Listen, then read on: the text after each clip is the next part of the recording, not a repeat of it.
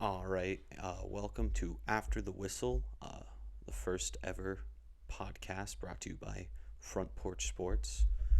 I'm Murray, obviously, and before we get started with what we're going to talk about today, I'm just going to briefly explain what this podcast is going to be, what it's going to cover, why I'm doing it, and all that other good stuff. So, first off, why am I doing it? 2020 for a lot of people was a really weird year, and I think a lot of people, including myself, just kind of realized like what we wanted to do with our lives and stuff like that, like a awakening almost. Not to get all weird with you guys, but uh, I realized like my dream was to work for Barstool Sports, and I was thinking about how I can achieve that goal. And I realized that I had no resume. Like, if I was to submit an application to Barstool, like, hey, I want to work for you, my resume would be terrible. I have very little to no experience in what they're looking for, other than the fact that I'm a big sports fan. So I thought, all right, let's build a resume. So when I do want to submit something to them, I have, something that looks a little better than just nothing. So that would be the main reason why I'm doing this, and I think it'll be fun. Uh, I think I'm pretty knowledgeable when it comes to sports, and I want to share that knowledge with people. Um, so what this podcast is and what it's going to cover. It's going to be about sports. We're going to cover everything: football, basketball, baseball, hockey, little talking soccer in there. We'll do golf, all tennis, everything we can. Maybe some curling. Um, I'm going to have some friends on the show and stuff like that to make it interesting because I'm sure no one wants to just hear me sit and talk about sports for an hour, however long these are going to end up being. So we're going to try to keep it interesting, maybe get some interviews at some point in time. But yeah, it's going to be about sports, and there's going to be a gambling aspect to it. I'm going to talk about lines and stuff like that. My picks are going to be a big thing. Um, if you don't follow us on the social medias, Instagram, Twitter, Snapchat. Those are going to be dropped in the description below. Also, if you don't have the Action Sportsnet app and you want to see some picks, and it basically shows you the breakdown of everything I pick, I would recommend you download that app. It's free, and follow me on there. Um, I think that's really it. We'll get into the first episode now. So, if I decide to include a theme song or a entrance song, that'll happen now. If I decide not to, I'm going to pause for a moment, which will be awkward, and then we'll get into it. All right, so before I get into the divisional round games that are coming up this Saturday and Sunday, today is Thursday. We're going to talk about the breaking news that Urban Meyer was hired by the Jacksonville Jaguars to be their next head coach. Uh, it's a pretty interesting move. We've seen this Urban do this two times now, where he's basically said, "I'm done coaching," and then he comes back and coaches. So uh, it's not a crazy move by him. Um, I think for his health he should, and he's probably gonna fucking die on the field. But we're gonna hope that doesn't happen. The Jaguars are a good and young, talented team. Obviously, number one draft pick. They're gonna take Trevor Lawrence. All these people are saying like, "Oh, I wonder if he'll take Justin Fields because he's an Ohio State guy." Get your head out of your ass. He's not going to take Justin Fields. He didn't even recruit Justin Fields. Justin Fields came after him. So he's going to have Trevor Lawrence. They're going to have a solid team. You know, that young running back, Robinson, I think his last name is. They got two good edge rushers. And above all, Urban being the head coach at Florida for all of those years and dominating like he was, those people in Florida still love him. He's going to put asses in seats. I think he can do a good job. And the transition from college to the NFL is going to be difficult for sure. But if I don't know if anyone has really followed Urban's career, his whole thing was being able to turn 2 and 3 star players into 4 and 5 star players. Like, he succeeded at Utah for all of those years. I love Utah, good school, but they're not getting the talent that a lot of these other schools are. He was able to turn the talent they could get into better talent through player development and things like that. It was the same thing when he took over Florida. Florida had been dog shit when he took over, and wins 2 national championships, develops Tim Tebow, a guy that can't throw the football, into a stud. Um, that Florida team, one of the most interesting teams ever. You got Aaron Hernandez, Tebow, the Pouncey brothers, something something to look at. But I think the success isn't going to necessarily come right away, especially considering the division they play in. Titans are extremely talented. The Colts are pretty good. Phillip Rivers is getting old. They should start Jacoby Brissett. That's really besides the point, though. Houston, who knows what they're going to do. So I think it's going to take a year or two, but if Trevor Lawrence is what we all think he's going to be, and that's a stud, they're going to be just fine because he's going to bring players in. Um, he's got, it's a big name. He's one of the biggest name coaches in the NFL now. So I don't think it's going to take too long. I'm really interested to see some of the staff he brings on. I was upset. I heard he was going to bring Tebow on for a while, but Tebow said he didn't want to give up baseball for that. So kind of soft on Tim's part, in my opinion. But and as far as betting goes, looking at the Jags for next year, I haven't seen what their over-under is at yet, and I wouldn't necessarily do anything with it. Everyone's going to be betting the over. That's going to be a hot bet. That line's probably going to be inflated, so potentially looking at taking the under there would be a smart bet. However, I don't know what it's at, so I wouldn't take any of that to heart. So I'm excited to see what Urban can do. I think he's going to do good things.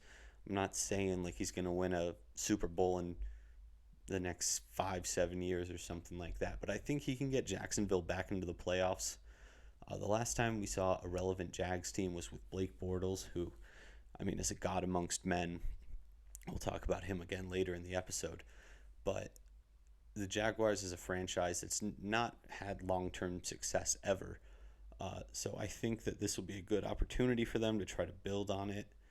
The only issue is with Urban's health. You really don't know how long he's going to be coaching. So good luck. Hopefully he doesn't die on the field. I'm really excited to see what he can do in Jacksonville with Trevor Lawrence, though, because that team's going to have a lot of good talent on it. All right, sticking with football, but getting into the divisional games here, I'm just going to go in order. So the first game we have on Saturday is the Packers and the Rams. The Packers are -6.5 in this game at home. The Packers are 5-5 against the spread in their last 10. The Rams are 6-4 against the spread in their last 10. And what that essentially means, if you're not too familiar with gambling terminology, it's like whether they won or lost taking the spread into account. So say the Packers were a 6.5-point favorite and only won by 3. That would count as a loss in this scenario because they didn't cover the spread.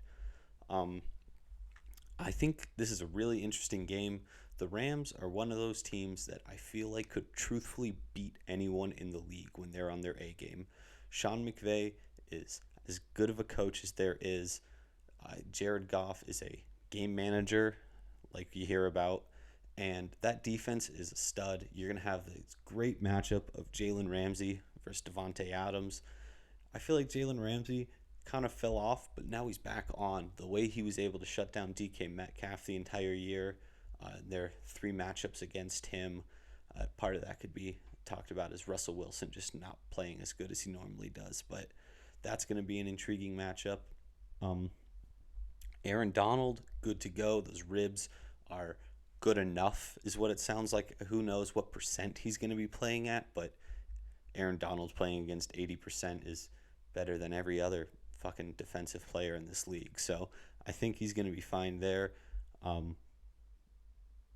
The thing that scares me the most and why I'm on Green Bay in this game is Jared Goff in the cold sucks. He's terrible in the cold. It's going to be 32 at kickoff with wind chill making it feel like 21. There's the potential for snow. Especially with his hurt thumb, and the snow that's going to be, or not, even if it's not snowing, just the cold in general, that's going to be worse than usual. So my bet here is I have Green Bay straight at 6.5, and I also have Green Bay teased down to -0.5. If you don't know what a tease is, it's essentially where you have to have 2 teams on the ticket. So I have Green Bay, and then I'll tell you who I have Green Bay with later. But you can take it down 6 points. So Green Bay dropped from -6.5 to -0.5, and the other team dropped 6 points as well. And both teams need to cover for you to win. So I like Green Bay straight here, and I like them in the tees. I feel pretty confident about it. The Rams offense is so bad. Um, I just don't see any way that they win this game. Green Bay's playing real well right now. So I think Aaron Rodgers, he should be the MVP this year. Uh, Not a huge Aaron Rodgers fan. He did just donate $500,000 to the Barstool Fund, which was a pretty tremendous thing to do. So good on him for that. But I think the Packers are motivated this year. I think he's motivated. Him and this coach seem to have a good relationship. So I expect Green Bay to come out, play well, win the game by at least a touchdown. Saturday night, we have what I believe to be the most interesting matchup of this round. You have the Ravens and the Bills. The Ravens coming off 6 straight wins, the Bills 7 straight wins. Both of these teams are 8-2 against the spread in their last 10, which is an amazing record. You're covering 80% of your games. That's something to look at. Both teams had solid wins in the last round of the playoff. Baltimore beating Tennessee in Tennessee, kind of a revenge game for them. You could see a lot of motivation and stuff like that, them dancing on the midfield and all that good stuff, which personally I thought was a bit much, but whatever. The Bills' first playoff win in like 25 years or something like that. Josh Allen, I'm a huge Josh Allen guy. They're rocking and rolling. They're looking like they could beat anyone right now, but so is Baltimore, which is why this makes it so tough. I was really, really hoping that Pittsburgh would beat Cleveland just for the fact that these two teams didn't have to play each other, because if it was Buffalo and Pittsburgh, Buffalo would have rolled over Pittsburgh. Wouldn't have even been a close game, and getting to see Mahomes Lamar would have been absolutely electric. But Josh Allen and Lamar, it's going to be just as good of a matchup. Buffalo -2.5 in this game. I am taking Buffalo. It's a little bit of a heart pick.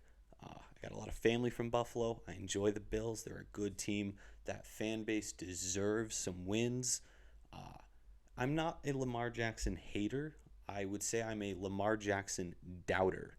I like Lamar Jackson. I just don't think he's as good as people say. His inability to throw the ball it's a joke. He's a running back. And don't get me wrong, he's still good, but he can't throw. So another key factor here is he has never played in the snow. 40% chance of snow this weekend in Buffalo. If there is snow, makes me feel 10 times more confident about this pick. But I just think that the heart of the Ravens defense is their run defense. Buffalo's not going to be running the ball. They're going to be airing it out. They're going to be throwing to Stephon Diggs, Cole Beasley, whoever else they can get the ball to. That Davis kid with 2 tremendous catches on the sideline in the last game. Buffalo's going to come out. They're going to throw the ball. That's where the Ravens really seem to lack defensively, is their pass defense. Buffalo, they know what Baltimore's going to do. They're going to try to establish the run game. They're going to try to run it down their throats. I just think Buffalo comes out, wins this game. 2.5, you just got to win by a field goal. I could see it being a low-scoring game, actually, because Baltimore is going to be trying to run the ball. Could take up a lot of clock, but I wouldn't bet the under. That's for nerds. So I would go with Buffalo -2.5. No teas in this game. I like Buffalo straight. I feel good about it. Moving on to, what would that be? Sunday morning now. We have the Chiefs and the Browns. 10 of 11 wins for Chiefs. However, just a measly 3-7 against the spread. Not a great record against the spread when you look at that like that. Only covering 30% of your games. It's not what you really like to see.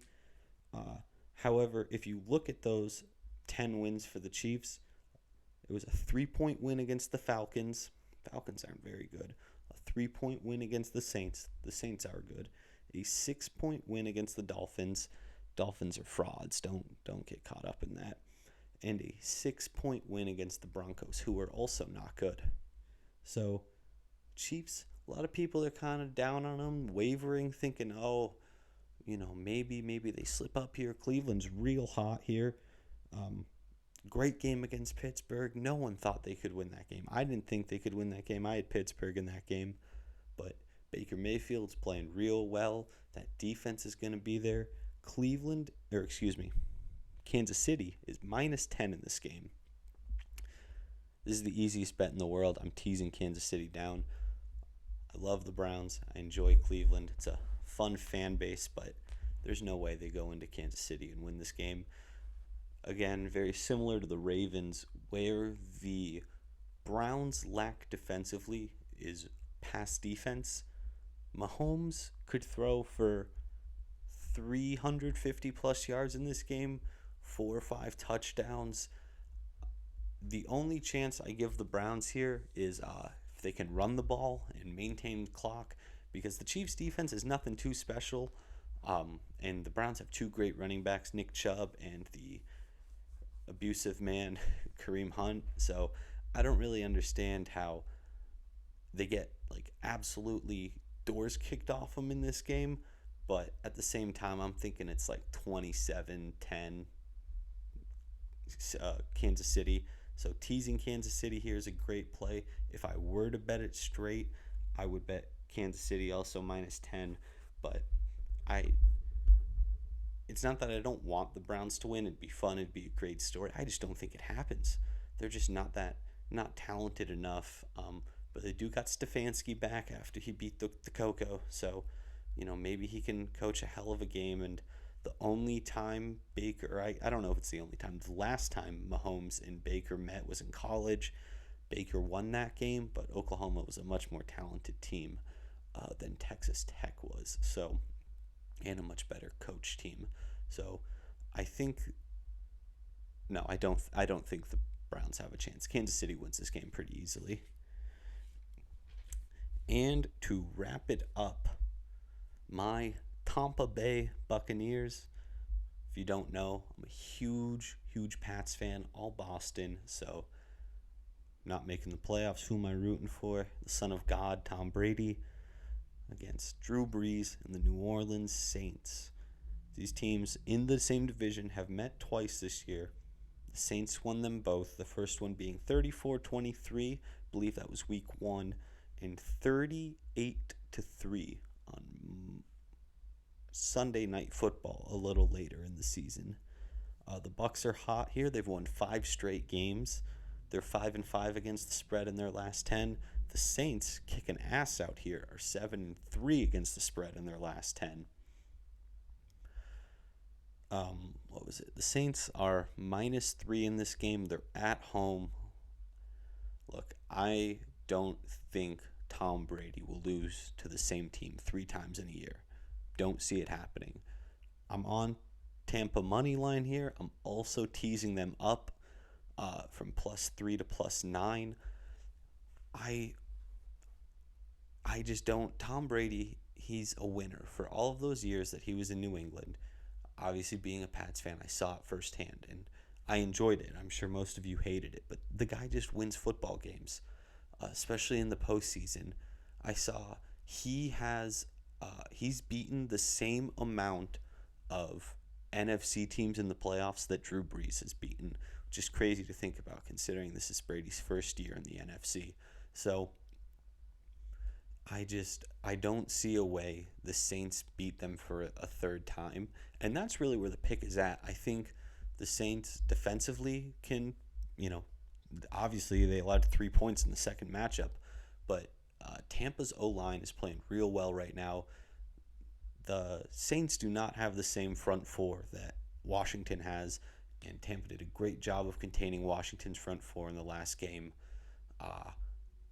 The Saints, I know they beat the Bears. They beat the Bears pretty handily, but I don't think they didn't look good, if that makes sense. If you didn't watch the game, you probably wouldn't know just by looking at the box score. It was 7-3 at halftime, and the Bears are terrible.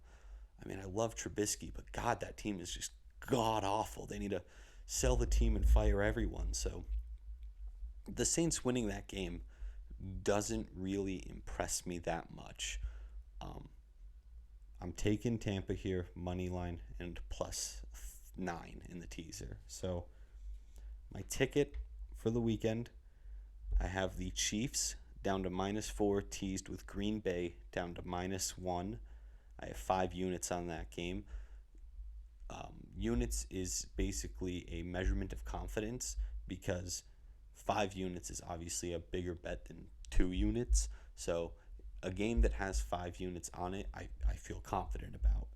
I have 3 units on Green Bay -1, teased with Tampa up to +9. Tampa, they can lose by a touchdown, which I don't think they will. So that seems very comfortable to me. I have 2 units on Tampa money line just to win the game. It's a good payout. I want to say they're +140 or something like that. Being a bit of a Brady homer, they're going to win the game. And I have the Bills 3 units -2.5. That was a tough one for me, but I'm sticking with Buffalo there. Also, just back to the Saints because it was today or yesterday was the anniversary of the Minneapolis Miracle, Stephon Diggs, that catch where he runs it in. The Saints, it's weird. For an organization that we often just assume is good because Drew Brees has had all this success, they're not really winners. And I don't necessarily think that it's their fault because, I mean, if you look at it, the game against the Rams a couple years ago in the playoffs, that was just a terrible no pass interference call. And then the Minneapolis Miracle. What are you going to do? Freak plays happen. But Saints have only won 1 Super Bowl under Drew Brees and Sean Payton, which when you think about the Saints, you wouldn't really think that 1 Super Bowl, that's not that impressive. Nick Foles has a Super Bowl. He's the same amount of Super Bowls as Drew Brees.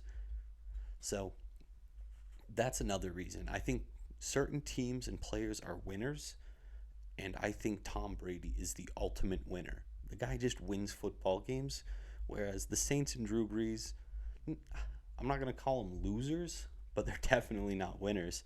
I mean, it seems that they always just find ways to lose games, which is a little disheartening if you're a Saints fan. I'm sure that's got to really suck just knowing, you just have to expect everything to go wrong and not go your way. But that is the reality of it for the Saints right now, is that the last couple of years things have really not gone their way. So that'll be a fun game. I think they're all going to be fun games. I think the only one that could be a blowout of sorts, meaning a 2-score game or more, would be the Cleveland-Kansas City game. I think Cleveland's luck is just going to run out when they play an actual good team. I mean, Pittsburgh was such a shit show towards the end of this year. Ben needs to retire. Tomlin wasn't doing anything. That's another thing I would like to talk about, is the coaching from the last round of the playoffs, specifically Vrabel and Tomlin. Tomlin, both of them did the same mistake. They punted on 4th and 1. You have all the fucking momentum if you're Mike Tomlin here. The Browns got out to a 28-0 lead. And the Steelers, they fight, they claw back. I don't remember what the score was. It was getting close, though. I want to say it was a 14-point game or something like that. 4th and 1 at his own 40-yard line. 3rd quarter. And this dumb motherfucker chooses to punt the ball. If you are an NFL coach and you're losing and you punt on 4th and 1, you should be fired on the spot. You don't deserve to have a job the next day because you're a coward and a pussy, and that's not what NFL coaches should be about. You can't be soft. You can't quit like that on your team. He's at his own 40-yard line. I get you haven't been able to run the ball well all year. I get that they have Myles Garrett and a pretty solid defensive front, but 1 yard, 3 feet, just have Big Ben's fat ass fall forwards. And Vrabel's was arguably worse. They are in Baltimore territory. They're on the other side of the 50 in the 4th quarter. 4th and 1. You have Derrick Henry, the one human on this earth that you can basically guarantee to get 1 yard. The man rushed for over 2,000 yards this year. 2,000. 4th and 1 in a must-win game from the 40-yard line. You choose to punt and give the ball back to Lamar Jackson. It is literally like waving a white flag when you do something like that. It is surrendering, quitting, saying you have no confidence in your team, which I don't understand how with Derrick Henry you have no confidence you can get that 1 yard. I feel like, and maybe it's because this is the reason I'm not an NFL head coach, 4th and 3 you should go for it. As a coach, you should have a couple of plays in your playbook, probably like 5 or 6, that you feel like 80% of the time can get you that first down, 3 yards or less. To not just give Derrick Henry the ball there is mind-blowing. It's surrendering. So, super upset with these cowardice coaching decisions. I would love to see some more aggression in this next week, which I think we'll get. But I mean, Jesus Christ. Yeah, those were two just absolute soft Charmin moves by those two teams. So, I don't know. I was pretty disgusted in those, especially because I was on Baltimore, so I was all right with Tennessee punting. I was like, all right, fuck you. Like, give us the ball back. They'll just run the clock out here. But I was on Pittsburgh, and I had him in like 2 teasers in a parlay or something like that. You know, it was a bad swing when they ended up losing, and God, I was pissed at Tomlin. But I think Big Ben, he needs to hang it up. His career's got to be close to over. Pittsburgh, they know how to. They can draft talent. Maybe you trade for Carson Wentz or something like that. One of these other quarterbacks out there. Yeah, that was really something, seeing those two teams just quit like that. But it is what it is. So, yep, those are the picks for this weekend. Kansas City, Green Bay teased. Green Bay, Tampa Bay teased. Tampa Bay money line, and the Bills straight. Switching gears now to the NBA. Haven't been following it too much so far this year because there's been so much good football on. We had bowl season, which was tremendous. I'll talk about Alabama's championship run in a minute, but we're going to talk about this James Harden trade first. So, the Nets get James Harden, and I'm just going to say what the Rockets got, because I know Cleveland and Indiana were involved, but nothing substantial. The Rockets get Oladipo, Exum, 3 Brooklyn first-rounders, and a Milwaukee first-rounder. I am here to say that initially when I heard the trade, I thought, wow, that was a good deal for Houston. But I've completely flipped the script here. Oladipo is a free agent at the end of this year, which means they got to re-sign him if they want him, which is going to cost a lot of money. Probably something that for a team that might be in rebuilding might not want to do. I think for this season, they will actually be better without Harden. I think the chemistry will be better and stuff like that. But long term, and then they got 4 first-round picks. 3 of them are Brooklyn's. 1 is Milwaukee's. Those picks are all going to be in the high 20s, at least, 23 and above, because those are 2 good teams that are not going to be losing over the next 3 years. So I think a lot of people's instant reaction, they kind of thought back to the Celtics-Nets trade where they got Pierce and Garnett. This is completely different. James Harden is in the prime of his career. Pierce and Garnett, their ages added up together was probably like 190 when that trade happened. So I don't really think you can compare the two other than the sense that it was a big trade involving a lot of draft picks. And sure, that trade worked out, pretty well for Boston. They end up getting Jason Tatum and Jaylen Brown out of it. But I don't think if you're a Nets fan, you can look at this as a negative. I think Harden and Durant together is fantastic. If you're a Brooklyn fan, your concern has to be Kyrie Irving, because the guy has just not shown up to work, essentially. And I get that it's the NBA and that it's a little different, but it's still your job. You're getting paid millions of dollars to go there. If I don't show up at work one day, I get fired. Same with 90% of people in this world. They don't show up to work, they get fired. He's choosing to not show up. He's violating the NBA's COVID regulations. Like, you agreed to play by this standard, and by not living up to that, you should quit at this point. Like Stephen A. Smith said it, Kyrie should retire. If he's going to behave this way, he should retire. Not showing up to work, I don't care if it's basketball, I don't care if it's just a game, it's still your job. So I think they should try to move him, trade him, do something with him. I don't know who the hell would take his crazy ass, but they should try to do something with him. Assuming they can't, I think they got to be the favorites to win it all right now.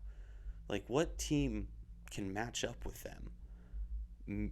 You look at the Lakers, because that's presumably who you would think would do it.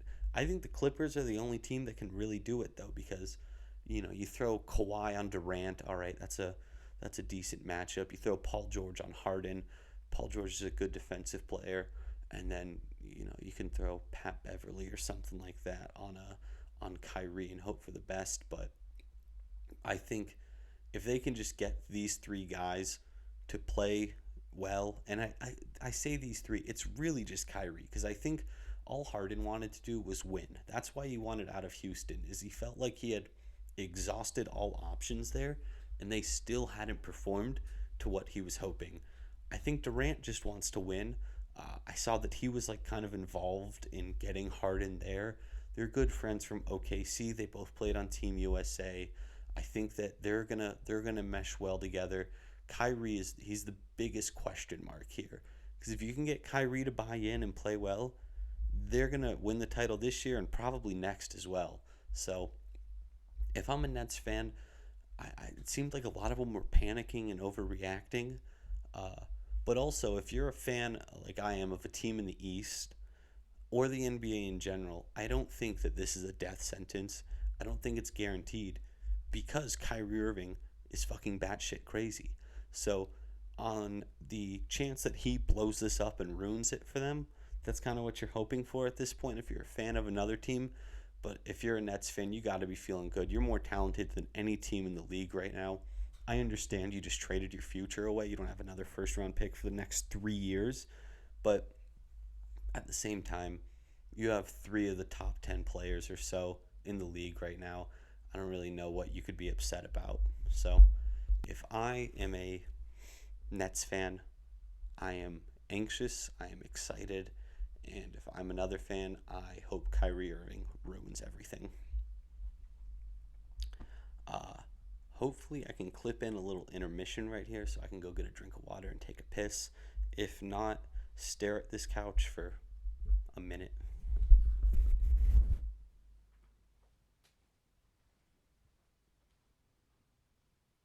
All right. Last thing I'm going to talk about on this episode. How long has it been running? 33 minutes, 34. It's a solid time for the first episode. They're going to hopefully get longer if I can add some people. I feel like me just sitting here talking, no one wants to listen to that for more than like 40 minutes. Or, yeah, no way. So, last thing we're going to talk about is the national championship game that just wrapped up Monday. College season is over. Let me tell you, maybe the most stressed I've ever been watching a game. I had 10 units on it, which a unit for me is $10. I'm a poor college kid. All right, relax. Recently 21. So $100 on the game. I had Alabama teased from -7 to -1. And I teased the under, which I hate doing. I'm a big overs guy, but I teased the under. I had it at 83. With 13 minutes left in the fourth quarter, it was at 76. I'm thinking Ohio State's going to score a touchdown here. It's going to be at 83 then. And at that point, I'm praying to Christ that no one does anything. I push, I walk away better than I thought I was going to be. Lord behold, I end up winning. Ohio State, they get that last drive where they called a touchdown on the field on 3rd and goal. They review it.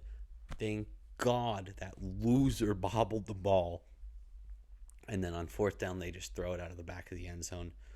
Ends up hitting for me. It was a huge win. But this Ohio State, this Alabama team, like we all said that LSU team last year, we'd never see an offense like that again. We just saw an offense better than that with Alabama, and a lot better in my opinion. I don't know if Mac Jones is that good. It's kind of hard to tell because of all the weapons around him. The best offensive line in the country. Devontae Smith is the best wide receiver we've ever seen in college football since Desmond Howard, probably. I don't know. And Najee Harris is just another monster that Alabama produces. It's just what they seem to do. So Mac Jones, you don't really know how good he is, type of thing with those weapons. I think he's going to be good, but that's really neither here nor there. So Alabama just won their 6th title in 12 years. Nick Saban just won his 7th overall, and people wonder, like, why is it the same couple of teams every year? Why is it always Alabama? Because when Nick Saban walks into a recruit's house and he says to this kid, if you stay for 2 years, you will win a national title. What is that kid going to say? Every player that Nick Saban has had at Alabama has won a national title. That is an insane stat. So that's why it's always Alabama. Because the man can literally guarantee you a title. And just look at all the NFL talent that he's produced. And Devontae Smith, he'll be a first rounder. He should be a top 10 pick. Najee Harris, he'll be another first rounder. I'm sure they'll have at least 2 or 3 offensive linemen go in the first round. I'm confident Mac Jones could go at the end of the first round. Might be an early second rounder, but either way, Alabama just continues to churn out talent like we've never seen. And looking at Ohio State, I still don't think they were the second best team in the country. I think Clemson just fucked up. I think Dabo was a cocky son of a bitch who, they're the 10th best or 11th best team in the country. You're giving them bulletin board material, Dabo. You're making it so easy for this team to get hyped up, especially after the way the game ended last year in the Fiesta Bowl and stuff like that. Some questionable calls. Ohio State was already amped up for this. Dabo just adds fuel to that fire, and Clemson just looked unprepared for that game. I think if they play 10 times, Clemson wins 7 of them. I just think that they were unprepared. And, Ohio State just played better. But what we saw from Ohio State's offense against Alabama, because Alabama's defense isn't anything special, I think that was more the real Ohio State offense. Justin Field played out of his ass in the game against Clemson. This is the best game he's had all year. So to expect him to put numbers up like that consistently, it's not there. If I'm an NFL team, I've seen the Patriots taking him in a couple of these guys' mock drafts, so I don't want to be too negative on it. I wouldn't draft him. Look at these Ohio State quarterbacks and Fields is more talented than either of these two guys, but Cardale Jones, JT Barrett, they both turned out to be bums in the NFL. Just not good players. So I think of him almost the same way as those two. These run first quarterbacks that can't throw too well type of thing. I question it. I wouldn't, if I'm a franchise, I wouldn't take him. Dwayne Haskins, another Ohio State quarterback that just wasn't that good. I would take Trask over him. I would take Jones over him. I would sure as hell take Zach Wilson over him. So it'll be interesting to see what teams end up doing with him in the draft. I don't think the Jets take him at 2. I've heard that maybe the Dolphins take him at 3 because Tua looked like shit this year. But also it was Tua's first season, so you really can't put too much on that. The Dolphins is the move to me. We'll see what they do. But Alabama, they're not going to stop anytime soon, at least until Saban retires, which hopefully if you're a college football fan that wants some more parity is sooner than later, because 6 titles, 12 years, 7th overall, He just turned 70. How many more years can he do this? Who knows? But until he stops, they're just going to keep winning and winning because he's the best to ever do it. Also, Spin Zone. Notre Dame lost to Alabama by 17, 14, 17, 31, 14, which, or was it 14, 31? Either way, they lost to Alabama by less than Ohio State did, and they beat Clemson. So I'm going to argue that Notre Dame was the second best team in the country as a Notre Dame fan. No one will like that, and they probably weren't, but there's a point to be made there that they're not as bad as everyone thinks. Everyone likes to shit on Notre Dame, and I don't think the shit was deserved this year. That wraps up the first episode, I think. I would, again, appreciate follows on our socials. I will try to get that in the description of sorts. Criticism is appreciated because this is a work in progress. I am going to try to make it better each week and expand on it, make it more interesting and fun for you guys, get some more people in here. So again, it's not just me talking for, a little under an hour. Hope you guys enjoyed. Love you.